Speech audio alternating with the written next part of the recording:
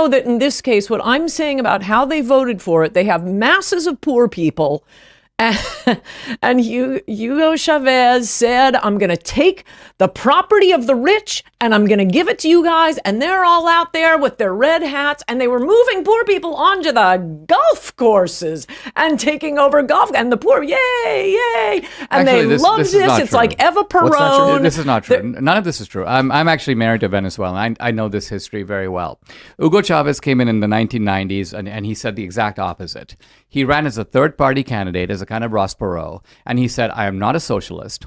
I am pro-business. He goes, both parties are corrupt, which was true. And he said, I will steer a middle course. And a lot of Venezuelans, by the way, Venezuela was not a desperately poor country. This was not India. They were wealthy, right? Venezuela was in some ways wealthier than the United States, with oil wealth, yeah.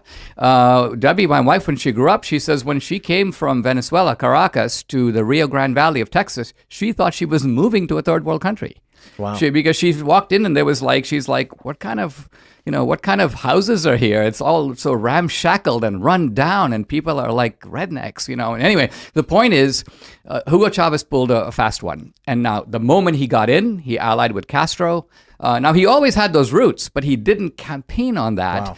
And while they had a free election in Venezuela in the 1990s, they have not had a free election since. I mean, they have been rigging the elections openly. Well, it may have been rigged, but when he ran for re-election, he absolutely ran on taking from the rich and giving to the poor.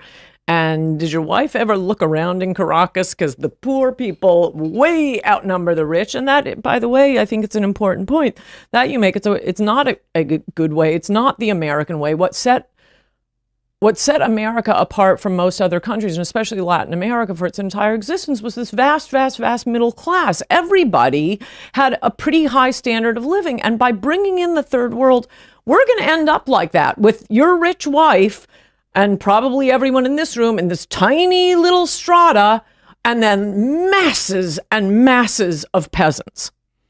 Well, I mean, Venezuela was a country that it does have more poor people than rich people, for sure.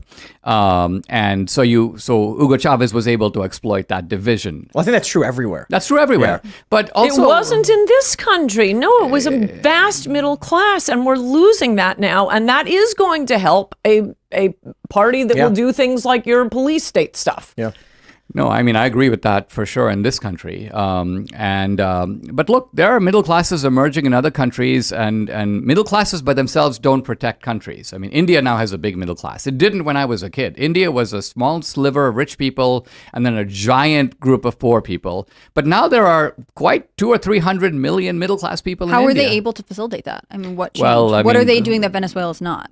India has benefited, as China has, from this massive globalization where by and large the labor pool and the sort of educated pool were deployed to provide both menial work but also intelligent work for lower cost. And so, for the last 30 years, people are talking about the India price and the China price. In other words, you can make steel over here or you can make it in China for half of that. And the same has been true of India. India's been providing, as you call the airlines, you get some Indian guy, but why? It's because that guy's charging 1/3 in India to what it would cost to hire a guy here. So that's globalization in that sense has been very good for India. It's a labor market.